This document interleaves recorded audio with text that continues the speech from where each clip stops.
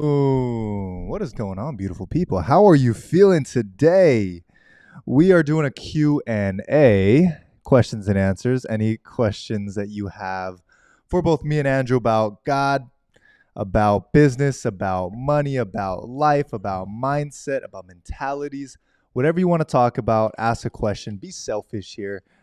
Really, there is no selfish questions actually, because your question is going to help other people in this live. So some of you I know have been having some questions weigh in your mind, wanting to know.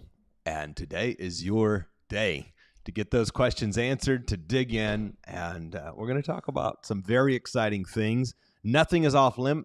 Almost nothing is off limits.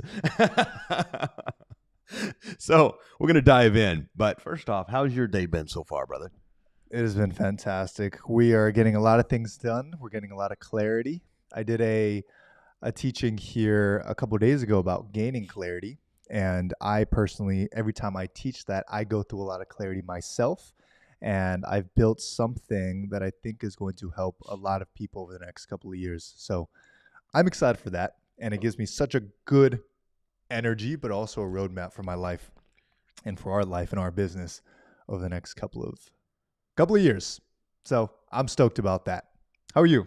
I'm feeling good, man. It's been a somewhat hectic morning, actually. Very productive, though. Had a lot of incredible calls, and we're working on a lot of projects in a couple of the businesses. And that always excites me, though, because when we're dealing with challenges, what's up, Marlon? When we're dealing with challenges, when we're in the thick of it, as I say, as we're building and growing and doing the things that we do, opportunities arise, and often those opportunities come disguised as problems or challenges. And so it excites me now when things get a little hectic or things get a little uncomfortable, because I know we are on the brink of incredible things. And Leo, I know the thing you was talking about, you've been working on with clarity, it is going to be a world-changing thing. And I'm just beyond excited for everyone listening and for the things that are ahead for us all. Hello, Lori. And Hello. Bill. What's up? And Les. Hello. And Elizabeth. And whoever else is here. Let's start answering some questions. Let's do it. Les asked, what is the best part about living together as friends and business partners? I would say the constant accountability and constantly having someone to bounce off an idea to or bounce off stress, kind of like cortisol, right? but when two people, good people, bounce cortisol off each other, kind of just floats up in the earth. Brotherhood is something that I didn't know before because I didn't grow up with brothers. And also I didn't have a lot of great relationships growing up. But with Andrew, we run at the same speed. And having that every single day is what allows us to constantly drive and have crazy days, but be able to still move at a very strong and fast pace. That's a good perspective. That's a great answer. Keep the questions coming, guys. From my perspective, I would say brotherhood is vital. And that is an inspiration constantly for me as I grow. Having a brother, a friend who as you said, bounce things off of, connect with, build together in the good, celebrate with, in the down. Sometimes you kind of lift each other up. And I think it's a powerful thing. And I think that's a little bit of a level. It's been training ground for us as our brotherhood has grown over the years of the community that we are constantly developing. You know, because when we met, when we became friends, when our brotherhood was born, it was during a very, very tough time in my life. And the fact that I felt alone, I felt like I had no one, although I had people around me, I didn't feel like I had someone who got it. And so someone who you can run alongside with, grow with, build with, and every day inspire and be inspired by is incredible. I love it. So I want to chat a little bit as everyone's asking their questions. I want to discuss the mentality that we run with every single day. And we articulate it sometimes. We usually teach it though, but I want to be able to articulate our mindset and how we view challenges, how we view opposition, how we view day-to-day basis, day-to-day struggles every single day, if you want to start. The first thing is, and if you're taking notes, you should write it down or type it in the chat. But that is problem equals opportunity. Problem equals opportunity. This is the biggest foundation because so many times I was just talking to one of our community members, one of our new additions to the only been in a few weeks to the community, and he's going through some really tough times. And I was talking with him about realizing, and it's so cliche, right? Somebody's going through this really tough time and you're like, it's a problem, but it's really an opportunity. But I was digging into that with him. And I said, you know what?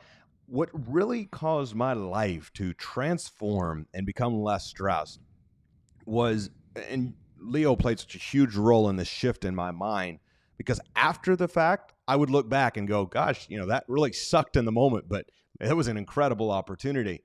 And in our conversations, we developed in a way that the problem I look at as an opportunity while it's happening. And that removes so much stress because our faith, our trust is in the ultimate, in God. If we're building his kingdom and doing good for him, then he's got our back. And if we've got the greatest army alongside of us, because we're on the right side, so to speak, we're on a good side, we're growing for good and for God. So even when we have screw ups or mistakes, it wasn't out of bad intent. So I think that's been a huge shift for me, and a philosophy that has allowed me to operate with higher results and much less stress. Very good. The mindset that I run with, and I try to get close people to me to run with, or anyone that meets us or listens to this show, is that everything you do is your training ground, but you have to find peace in that, right? Where business is a training ground for you to develop yourself personally. And everything you're doing, sales, marketing, branding, it's all personal development. So everything becomes personal development. Now, when it comes to communication, same thing, that's personal development. When it comes to technology, it's personal development. When it comes to challenges, it's all personal development. But the whole point is that you go through a journey of developing this version of yourself that you start to love so much, and you start to create this being that you live with every single day, and you love that being so much, right? You start to love yourself so much that you lead yourself in the best places every single day. So that's the mindset that I run with, and I think has helped me tremendously in most of the things that we do. Well, and you described that so well, because self-love in today's culture can sometimes be thrown around and mean a lot of things to a lot of people. And the way you not only describe it, Leo, but live it, is a powerful example of self-love. It doesn't mean thinking of ourselves in a way that we think we're better than everyone else. That was the misconception I had when I heard about self-love when I was younger, and I'm kind of resistant to the concept, right? And then I realized it's actually, godly and biblical to love ourselves. Yes, to love our neighbor as ourselves too, but to love ourselves, to have a self-confidence and a God confidence. And when we realize that we're King's kids made in God's image, that allows us to have something deeper to have that belief in. How did you gain self-confidence? You had done over, I think at that time, 400 real estate deals. Yes. But still personally, you were not fully confident. Why? And then how did you actually build that confidence? I think this will be really cool to look back on later. That's an awesome question. So it started about, really, it had been setting up for the development, I guess. And I'm just going to kind of talk as it comes to me here. And what happened was we met, and I would step into my superpower on the phone, right? And on the phone, I could close deals, and that was my happy place, to get on the phone to negotiate and close deals, because I felt confident there. But then I would get off the phone, and I would feel insecure, and I would feel all sorts of other emotions and ways. And you said something to me about, why don't you just take that confidence you have on the phone with sellers and have that in everyday life? And I'm like, easy for you to say. And I would have these self-deprecating thoughts constantly, these negative thoughts about myself. And so the shift for me was, as our brotherhood was born, we was together quite frequently in person, and we would talk on the phone all the time, and you would call me out on the negative self-talk. It's just like you could sense it before I even heard it in myself. And you would be like, what are you saying to yourself? And so for me, it was that constant self-talk, that shift of when I would look in the mirror, seeing the blemish or the thing I didn't quite like about myself. When I would see myself in a certain way, even when I was overweight, I started to do the habits of a fit person. So even though my body wasn't yet where I wanted it to be, I now could take on the confidence of I am taking the actions of a fit person. I'm getting better. Mm-hmm. And so I could start to validate the reasons, and I could start to find my identity and my self-worth in God and in my love, loyalty, care, the man I am, rather than my ability to close a deal or to talk to a seller or to do something. And I think that's a powerful thing. All of us have intrinsic value as humans, as God's kids. Yeah. And for you really helped me find that in myself, saying, bro, like, you're a loving, loyal, kind brother. Like, you should be proud of that.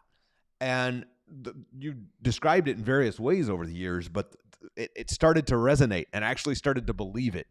And the moment it goes from you saying it, but not believing it about yourself, or somebody telling you and you're not believing it about yourself, to actually becoming something you believe, internalize, then everything begins to change for you. Yeah, I think the intrinsic value that you tapped in is the most important thing, because something you used to do was you put your value on money and the value you brought through finances, but you didn't think about the fact that you're a loyal individual. You bring the best out of people. You're very kind. And the moment that you put your value on anything external is the moment that insecurity starts to come out. And the moment that you fully look at intrinsic value as putting all your value there, like the fact that you're such an incredible soul and that you're a good listener and that, there's so many other parts of you that love humans, and you put your confidence there, all of a sudden you become so confident because no one can take that away from you. You could go completely broke, right? Not, God forbid, but no one could take away your loyalty. And the other thing of that is you have on the other side skills that have built you into the man you are, right? And you always have those. And more importantly, when we are motivated by the bigger purpose, but at the same time know our intrinsic value, then life becomes so much more peaceful. We got a couple more questions. Hey, Bella. Right. Bella's on here. Bella says, how do you get yourself out of oh, that's not the first question. I'll get to that one in a second. What do you do? What? I can't see. What do you do to get into the right mindset before you speak in public? I rephrase that. The first thing I do, actually, why don't you go first on this one? I used to play a song called Best Day of My Life, and I would jump up and down. I remember that. Every single, it was like a ritual. I would listen to that song. I would jump up and down, and I would do push-ups, and I would say, even if I fail, it's okay. We're going to learn. And then I would go up on stage before a podcast, before a live stream, before making a post, and before going up on stage. I would have some sort of thing that got me in the best state, because it gets me out of my head. If I'm out of my head and I focus on serving, then I can just flow. So right now, I'm just focusing on serving. I'm not focused on how do I look or am I saying the right thing. I'm just like, hey, how can I help? And that type of energy allows you to just be, right? It allows you to just fully give. And it's the best feeling ever. The powerful thing is, and this was a shift for me, Bella, was when I started to, number one, I always give it to God before I walk on stage. When I'm backstage or go to do things, I'll say, God, let it be your words, not mine. Let me speak the things that those around need to hear. And so it's a visualization I do before I go on stage anytime, is I will take a moment backstage somewhere for, even if it's just a few seconds or a minute or two, And I'll visualize, if I know who's there, I'll visualize the people who's there. If not, I'll visualize people I know. Who do you visualize? Depends on where I'm speaking and who's there. Give me an example. If we're getting ready to walk out on stage like we are in May, then I'm going to be visualizing David and Chad and Judy. I'm going to be visualizing me and you coming out on stage, big high five, high energy. I'm going to be visualizing whoever I believe is going to be in the crowd. I'll paint the picture. The front row is like clear to me, and then it just gets like blurrier because I know there's going to be a bunch of people there that I don't know yet. There's something I was thinking about. When I was a kid, I would watch SpongeBob all the time, and there was an episode of he had to public speak in front of the class, and they said like visualize everyone naked, and he starts visualizing. He starts freaking out. Think about it, like when we go to one of our events, everyone's 60 and up, and it'll be the worst thing ever. We're gonna have to have applications filled out for our event attendees. So don't do that. So don't do that. The biggest thing is, now this is a serious one, a serious game changer. Insecurity and pride both come from the same source, and that is focus on me. And when I go on stage, I would get nervous. Just like if you see somebody come out and they're prideful and arrogant and in a negative way, I don't mean confident. Confidence is awesome. But if they're prideful and arrogant, it can be a turnoff. Just like when somebody comes out on stage and insecure, it's a turnoff. And when I would come out and was focused on myself, like, oh, do I look okay? Is my hair? All me, right? Is everything? Mm-hmm. Now, of course, I want to make sure I look nice before I go on stage, But when I self-focus, when I remove the focus from myself to the people that I'm speaking to, and I just imagine like, hey, I'm going to have a chat with my brother and talk to him about something that I know is going to be impactful. I'm going to talk to Judy. I'm going to talk to whoever I know is going to be there. And I imagine it's just a conversation with them of me delivering a message that's going to help them. Then the nervousness goes away. This is really good. That would have helped me so much. When I first got on stage, I was so scared. It's so much easier than the naked thing. It really is. My knees would buckle and when I was in front of class. Let's do a couple more. Let's do it. This Stilba, awesome. How do you get yourself out of a rut with work? I do art and love it so much, but when it comes to editing, I burn out and don't touch a canvas for months. You want to take it? I don't know if I'm a expert to speak on this thing because I can tend to workaholic myself, but I'll answer it. Yeah, you and I'll take it after. So, how I do that, Bella, is I refocus on the vision and why I'm doing this thing, and I ask myself, is the thing I'm doing aligned with and getting me closer to the impact that I'm meant to be having? And as long as it somehow connects, then I feel like I never run out of energy and I never get stuck in a rut. But it's when the vision gets blurry or the clarity is missing, that's when I feel like I'm stuck in a rut or stuck in a place of inaction. I would just second that. Sit down and think about what your vision is and what the highest, what makes you happy, but what also serves other people. And then you always put your mindset there, because if you're just focused on it for you, you're going to quit as soon as it gets hard. But when it's for a deeper purpose, for God or for others, or for a specific reason of why you're painting this, or a specific reason for why you're doing this business, or a specific reason why you're doing whatever it is you're doing, when it gets hard, you simply remind yourself of those things, right? I remember Andrew used to tell me he would have these, it was like Kids Against Hunger or something like that, where you sponsored them and you fed them, but you would have their picture. I think it was you. Maybe it wasn't you. Wasn't me. Somebody told me that. Credit though. Somebody told me that they would print out this picture of the kid that they were sponsoring, and every time things would get hard, they would look at that picture, and it would keep them going, keep them going, keep them going. And for me, when I'm doing work now, it's building God's kingdom. So doing a live like this, for example, I just think about that. I think about serving you guys here, and then I think about the thousands of people who will watch this later on as we continue to grow. But then I also think it is serving God's kingdom, and that's what's going to keep me going, even in the hard times when I really, really, really, really don't want to do it. That's good. We got a couple of business questions. You want to take those? Sure, let's do it. All right. Bill asks, what are some various ways you would set up money splits on joint ventures? It depends. That's a good question, Bill.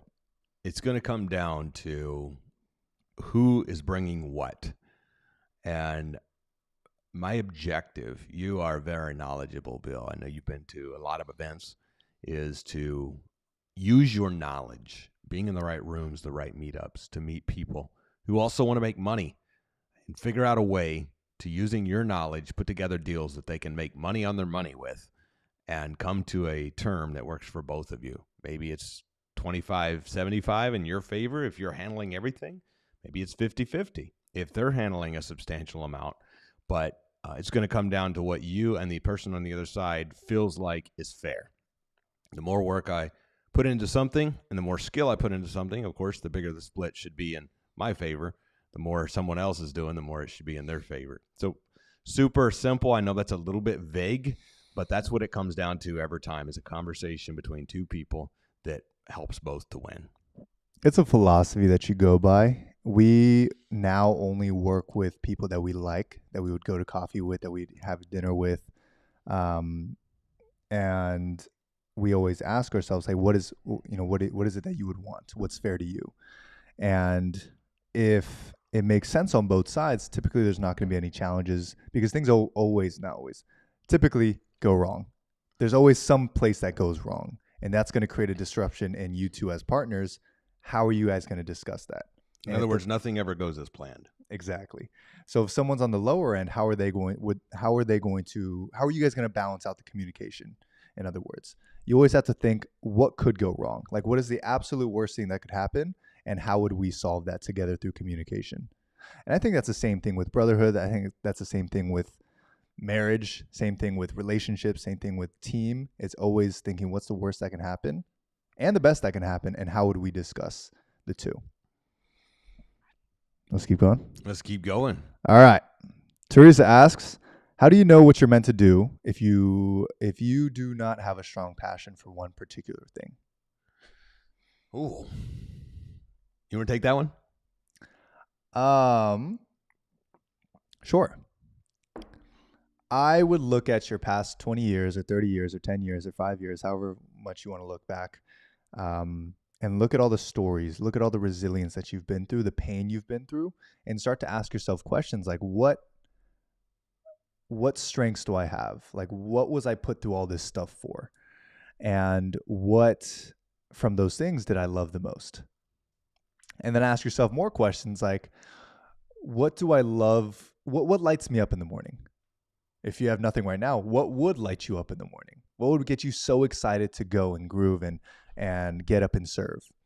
And what's going to happen is you're going to come up with something, whether you love art or you love helping or you love entrepreneurship or you love real estate or you love drinking tea, and you've always wanted to build this. It simply gets you in an energy of like, hey, I can do this again, right? I can start to think big. Type it in the chat, think big. You want to have a season, you want to have a moment in time, right? For us, it's a season. We for a season, think big. You want to have a moment of time throughout your day, whether it's today, tomorrow, whenever it is, that you think big. You simply ask yourself, if money did not matter, what would I do for free? What's the biggest thing that I would do for other people if money didn't matter? Ask yourself that question, and you're probably going to get a scope of what your passion is. And it might be multiple things. And your job is just to find out how one or two of those can be the moneymaker, can be the driver, so that you can do all your other passions. Something I think is powerful, Teresa. I know you've been through a lot of things, and I used to struggle a lot with insecurity. And I didn't actually think enough of myself to be able to think about what I wanted. And what I always wanted was to help other people, but I didn't think about it in a way that was productive. And I know, Teresa, that is no doubt what's on your heart too, as the mother and the person you are. is to help other people, except when we can bring that down to a pinpoint of here's some things I'm good at. Let me figure out how to do it where it serves.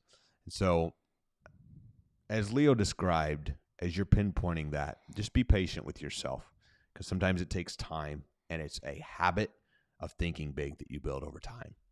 Let me read the question one more time to make sure I answer it right. How do you know what you're meant? How do you know what you're meant to do if you do not have a strong passion for one particular thing? Okay, I think we answered it. I have to stop telling myself I have a 3rd grade comprehension level, because I swear my reading level is going down every time I read.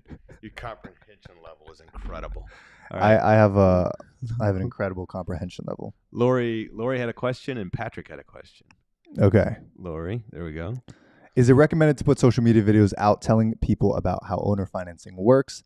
If so, would there be any social media training that Trug will offer? Yes and yes. I'll change this question up to, should I build a personal brand teaching things? Yes. I absolutely think so. You know, a personal brand is your gateway to incredible amounts of opportunities, to events that you want to throw, to the career you want to get into, to people that you want to meet. It is your passport to connection. And those who build a personal brand consistently, and just listen to the advice that everyone says, post consistently and post consistently. And then once you do that, you'll post consistently. And you'll get to where you want to go, because you might not know what to post about. Perfect. Post. You get better at the craft of posting. And then people start telling you, hey, I like when you post about this stuff, or you like posting about a certain thing. So you post even more. That's what I've done for the past 6 years. And I've posted about something different every month. So just keep posting. Patrick says, what did Patrick say? How many different ways do you know how to skin a cat? That's a good question, Patrick. Reframe the question for people who have no idea what that means. So Patrick is asking solutions for a seller from the real estate context. Is how many ways is there to get a deal done, essentially? And the answer is thousands. But I share that. I'm gonna give a high level 20-second snippet, and then I'm gonna simplify it. That is, I bought judgments. You can buy paper. You can buy tax liens. You can do business. No matter what business you're in, there is so many creative ways to do deals. You can be on the side of buying. You can be on the side of selling. You can specialize in something. You can be arbitraging. Realtors get their license. In the simple way that we teach of how to gather properties, I simplified into 2 strategies. Either we're going to pay cash, somebody's cash, a partner cash, somebody's cash, and you're going to get a major discount on the asset, or you're going to pay the seller over time, known as creative finance. And those are the 2 principles that I live by in real estate, but also in many areas of our life as we build wealth together. And that's really what we're stepping into, is a wealth building mindset. And to reframe that answer, out of over 500 deals, I can't name 2 of them that have been identical, because there's so many structures. And I think that's an important business philosophy to live by, though. And no matter what business you're in, is find out what people need and give it to them. Too many times we get caught up in what can I give them? What can I give them? And I've spent countless hours. I remember first course I ever made, I spent many hours putting together this course I was so proud of. I had this beautiful Excel spreadsheet. I had it typed out, about 30 pages long, and it never made me any money. And I was so proud of it. So I decided I was going to start giving people what they wanted, helping them win, and then turning that, of course, into ways to bring great people together, serve at the highest level, which turns to a profit. Great answer. Keep the questions coming. We're going to answer a couple more. What is your advice, Bella asks, what is your advice for people in sales who fear rejection? Get over it. Find another job. Rejection is all the state of the mind. I call it, rather than being rejected or dealing with objections, I call it playing with resistance. Playing with resistance. When a seller says to me, since we're on the topic of real estate deals, I had a seller say the other day, and you could use this with any client, and he asked for a specific thing, and he said, I'm just trying to light a fire under you to pay me off sooner than later. And I laughed, and I said, I'm trying to light a fire under you to sell me your darn house. And we both had a laugh. And used to, I would have thought that was a rejection, right?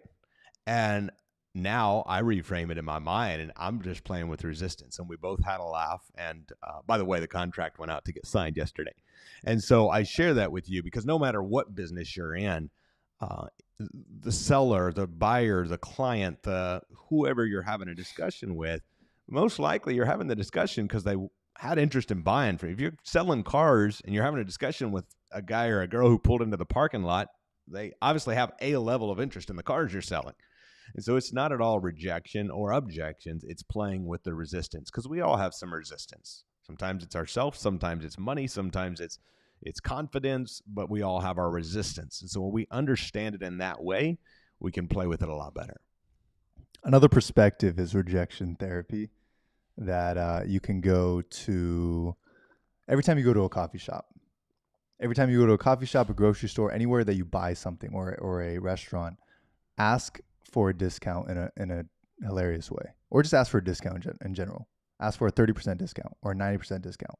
Try to get rejected because you're going to get a laugh from it, and that's going to allow you to play with resistance, right? When I bought my suit about a month ago, I was like, hey, do you have a Handsome discount? And they laughed so much. They didn't give me a discount, but it felt really good to kind of play with that type of resistance. And everywhere I go in a coffee shop, hey, can I get 15% off? No? Dang. 20? You just add that type of humor in what you do. And that way, when it comes to a sale, you start to be able to play with that resistance. They might tell you something, and it never feels like rejection anymore, right? Everything's just questions. You just ask them questions. Where does that come from? Or what is it that you need? Or tell me about the vision. It becomes a lot easier when you don't fear the rejection by putting yourself in a position of getting rejected in other places. So I hope that answers the question. It's good perspective. Okay. Bill asks, how many or which platforms do you post on or recommend? I would choose one platform as your training grounds to get good at posting consistently. So if it's Facebook, choose Facebook. We gotta get a different coaster. If it's Facebook, keep it to Facebook. If it's Instagram, keep it to Instagram. But find one platform that works. Bill, I'm saying Facebook for you because I think you know how to probably use Facebook. So use that consistently. And then when you want to expand, you can expand to a second platform. But until you've posted consistently for a couple of months on one platform, don't choose another one. That's good advice. Boom, boom, boom. We got a couple more. How many more you want to do? Let's do 2 more. Okay. Which one?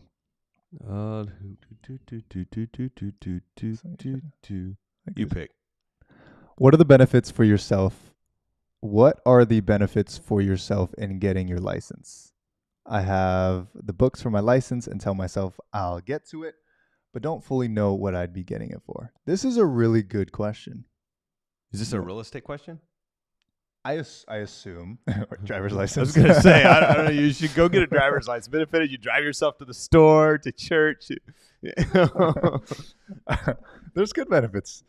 I let's just assume it's real estate. Bell, if you want to confirm if is it real estate? It's real estate. I'll start and then you can top it. Perfect. I was getting my license for a period of time, and I realized how much I abhor tests and books that do not instantly teach me something. So I did not take it. And instead I realized that you can invest without a real estate license. So that's when I started wholesaling real estate. And with that, it was actually a disadvantage to have, in my opinion, at the moment, it was a disadvantage to have a license because you had to basically tell them you're an agent. So in wholesale real estate, you basically get a seller who wants to sell their house. Let's just say he wants to sell it for, it's worth $120,000, but it's a little bit effed up, right? It's got some leaks, different things. So he's willing to sell it for $80. Okay. Now I don't have to give him 80 to get the contract that I'm going to buy it for 80. So I basically get that contract for 80, and Mr. Andrew wants to flip it, right? And what he's going to do is, because he has the money, he's going to get in there, buy it for 80, but also put in, let's just say, $20,000 of fixes. He's going to fix the roof. He's going to get it painted. He's going to get a new carpet. So he's in it for $100,000.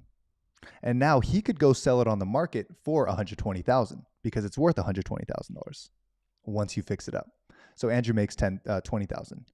But me, where do I get paid? Where did I get paid before was because I found the deal and I found Mr. Andrew who wants to buy it. I charge Mr. Andrew a $5,000 finder's fee, which is a wholesale fee. So now I make $5,000 for finding him the deal, and he'll make $15,000 for doing the work of flipping it. So that's what I did in my first ever deal. I made $3,000, and I flew to Key West, Florida, and I met Andrew, who taught me how to do it without needing a license even more. So I'll throw it over to you. So I think it comes down to personal vision. You described that well. And for me, I have not got my license ever because about a third of our people get their license. About 2/3 of our real estate people don't. Because the majority of our money is made, all of our money, but majority of our students even is made in doing the deals, buying, wholesaling, holding, leverage, building wealth over time. And if you're wanting what I call a side hustle and you're in the game, there's nothing wrong. Like you can make an extra 5 figures a month or 6, but 5 is more commonly, an extra 10,000 a month, but it's a big time hustle. Like it takes a lot of freaking work to go make, especially if you're in the Midwest or somewhere where the house prices are lower, to go make a full-time wage being a realtor. It's just a lot of freaking work. I have massive respect for the realtors I know. And so it's another tool in your tool belt. I don't ever encourage someone to do that solely. It is an additional tool in your tool belt for if that's something you decide you want to do. So about 90% of my time, my suggestions are don't get it. When I hear somebody's goals, about 10% of the time, I say, well, it just makes sense. You should get it and add it to your plethora of portfolio. Bella, how to follow up. Are there any benefits having a license if you're buying your own home, though? No. Any perks to it? Why not? Unless you're going to be your own realtor and save yourself 3%, but that's a lot of freaking work to save yourself a few hundred or a few $1,000s. The knowledge you're going to get maybe based through the license, but I would just go take a real estate course if I wanted to get that knowledge. Really no upside other than connections, which you can make without the license, of having a license when buying your own home. That was my thought initially when I was getting my license. Like my mom would tell me, "Oh, you can save a certain percent." Now I understand you still have to do so much work that I would much rather pay the realtor, cost. right? And then you could spend that time going and getting additional sales. So it depends on what your vision is for what you want to do. Like if you have a vision for being a realtor in your area and doing that, like that's like absolutely. But if you don't have a vision of being a realtor, I would say absolutely not, honestly, because of the opportunity cost of all the other things that you can do, right? Selling Sunset's a awesome realtor show, right? Yeah. I know that's created a lot of people who want to do that type of stuff, like build a brand and sell real estate, which is cool. Let's answer. How many do we say we're going to answer? We said 2. Okay. That was 1, so one last one. Okay. We'll answer. We'll speed round the rest of them, and then we'll go. Let's do it. Okay, what is the number one thing you'd recommend to do daily for people to build charisma? Talk to as many people as you possibly can. Listen to the Truca Show daily. That's exactly what it is. Everywhere you go, compliment someone, right? Compliment their hat. Compliment something that's unusual. Like, hey, I really like the hat. Yeah, how's your day? Right? And fail a couple times. Don't know what to say the next time. But then you'll keep having these conversations, and then you'll eventually meet someone who's pretty charismatic, and all they do is continue the conversation and guide it. Thank you. I appreciate I like your shirt. Yeah. Where'd you get it? Right? Where are you from? And you start asking these questions, and then you'll start to get in a place where you ask deeper questions like, hey, what is your passion? What are you passionate about? Where are you from? Oh, California. How'd you get from California to Seattle? How did that happen? And you continue asking these questions to people because that is your training ground, right? That's your muscle of charisma, is just simply asking questions and then smile while you're doing it. Make people smile. Like everything you do, try to make people better than how you met them. Yeah. Let people leave better than you left them. Always. That is my philosophy. And I think that is what the whole charisma has come from, is just simply, how do I make you happier than 5 minutes ago before we met? Yeah. And then they start to smile, and it's a good time. Good philosophy. What's next? What is next? How do you find an attorney to help you with an LLC in a different state than where you live? Go to KKOS or PCS. Either one of them can set up your LLC, probably Wyoming LLC, and register to do business in the state of which you're doing business. AKA, find a trusted company that could do it for you. Ask them these questions. Yes.